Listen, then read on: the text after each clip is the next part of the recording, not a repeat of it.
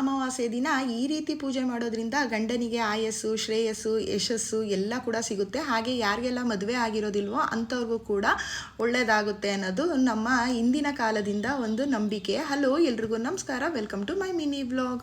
ಸ್ಕಂದ ಪುರಾಣದ ಪ್ರಕಾರ ತುಂಬ ವರ್ಷಗಳ ಹಿಂದೆ ಒಬ್ಬ ರಾಜ್ಕುಮಾರ ಇರ್ತಾರೆ. ಅವ್ರಿಗೆ ಮದುವೆನೂ ಕೂಡ ಆಗುತ್ತೆ. ಅದೇ ದಿನ ಕೊನೆಯ ದಿನ ಆಗಿರುತ್ತೆ. ಆಗ ರಾಜ್ಕುಮಾರಿ ತುಂಬ ಬೇಸರಿಂದ ಅಳ್ತಾ ಕೂತಿರ್ಬೇಕಾದ್ರೆ ಈ ಮಣ್ಣಿನಿಂದ ಮಾಡಿದ ಜ್ಯೋತಿರ್ಭೀಮೇಶ್ವರ ವ್ರತನ ಮಾಡೋದಕ್ಕೆ ಹೇಳ್ತಾರೆ. ಆ ವ್ರತನ ಮಾಡಿ ಶಿವ ಪಾರ್ವತಿ ಇಬ್ಬರನ್ನು ಹೊಲಿಸ್ಕೊಂಡಾಗ ಶಿವನ ಆಶೀರ್ವಾದದಿಂದ ತನ್ನ ಗಂಡ ಮರುಪಳೆಯುತ್ತಾನೆ. ಹಾಗಾಗಿ ಈ ಜ್ಯೋತಿರ್ಭೀಮೇಶ್ವರ ವ್ರತನ ಇಂದಿಗೂ ಭೀಮನ ಅಮಾವಾಸ್ಯೆ ಎಂದು ಆಚರಣೆ ಮಾಡ್ಕೊಂಡು ಬರ್ತಾ ಇದ್ದಾರೆ.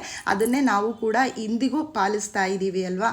ಈ ಪೂಜೆ ಮಾಡೋದ್ರಿಂದ ಗಂಡಂದಿರಿಗೆ ಆಯಸ್ಸು, ಶ್ರೇಯಸ್ಸು, ಯಶಸ್ಸು ಎಲ್ಲನೂ ಕೂಡ ತುಂಬ ಚೆನ್ನಾಗಿರುತ್ತೆ ಅಂತ ಹೇಳಿ ಪಾದ ಪೂಜೆ ಮಾಡಿ ಆ ಶಿವನ ಆಶೀರ್ವಾದ ಪಡಿತೀವಿ ಅಲ್ವಾ. ಹಾಗೆ ಯಾರಿಗೆಲ್ಲ ಮದುವೆ ಆಗಿರೋದಿಲ್ವೋ ಅಂಥವರು ಕೂಡ ಈ ಪೂಜೆನ ಮಾಡೋದ್ರಿಂದ ಆದಷ್ಟು ಬೇಗ ಮದುವೆ ಆಗುತ್ತೆ, ಒಳ್ಳೆಯದಾಗುತ್ತೆ ಅಂತ ಅಂದು ಒಂದು ನಂಬಿಕೆ. ನಾನು ಕೂಡ ಮದುವೆಗಿಂತ ಮುಂಚೆ ಈ ಪೂಜೆನ ಮಾಡಿದ್ದೆ. ನನಗೂ ಕೂಡ ತುಂಬ ಒಳ್ಳೆಯದಾಗಿದೆ ಅಂತ ಅನಿಸ್ತು. ಹಾಗಾಗಿ ನಿಮ್ಮೊಟ್ಟಿಗೆ ಈ ವಿಡಿಯೋನ ಶೇರ್ ಮಾಡ್ತಾ ಇದ್ದೀನಿ. ಇದ್ರದ್ದು ಕಂಪ್ಲೀಟ್ ವಿಡಿಯೋ ಬಂದು ತ್ರಿಷಿಕಾಸ್ ಕನ್ನಡ ವ್ಲಾಗನ್ನು ನನ್ನ ಯೂಟ್ಯೂಬ್ ಚಾನಲಲ್ಲಿ ಅಪ್ಲೋಡ್ ಮಾಡಿರ್ತೀನಿ. ಯಾರಿಗೆಲ್ಲ ಇಂಟ್ರೆಸ್ಟ್ ಇದೆ ನೀವು ಹೋಗಿ ಚೆಕ್ ಮಾಡ್ಬೋದು.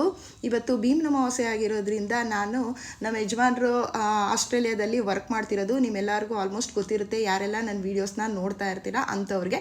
ಹಾಗಾಗಿ ಇವತ್ತು ನಾನು ಈ ಶಿವ ಪಾರ್ವತಿ ಫೋಟೋನ ಇಟ್ಟು ಈ ರೀತಿ ಪೂಜೆನ ಮಾಡ್ಕೋತಾ ಇದ್ದೀನಿ. ನನಗೆ ಹಿಂದಿನ ಕಾಲದ ಕಥೆಗಳೆಲ್ಲ ಕೇಳಿ ತಿಳ್ಕೊಳ್ಳೋದು ಅಂದರೆ ತುಂಬ ಇಷ್ಟ. ನನಗೆ ಯಾರೋ ಹೇಳಿದ್ದ ನೆನಪು, ಭೀಮನ ಅಮಾವಾಸ್ಯೆನ ಯಾಕೆ ಆಚರಣೆ ಮಾಡ್ತೀವಿ ಅಂತ ಕೇಳಿದಾಗ ಈ ಕಥೆನ ನನಗೆ ಹೇಳಿದರು. ಅದು ತುಂಬ ದೊಡ್ಡದಾಗೇ ಇತ್ತು ಕತೆ, ಬಟ್ ವಿಡಿಯೋದಲ್ಲಿ ಅಷ್ಟು ಪೂರ್ತಿ ಹೇಳೋದಕ್ಕಾಗೋದಿಲ್ಲ ಅಲ್ವಾ. ಹಾಗಾಗಿ ಚಿಕ್ಕದಾಗಿ ನಿಮ್ಮ ಜೊತೆ ಶೇರ್ ಮಾಡಿದ್ದೀನಿ.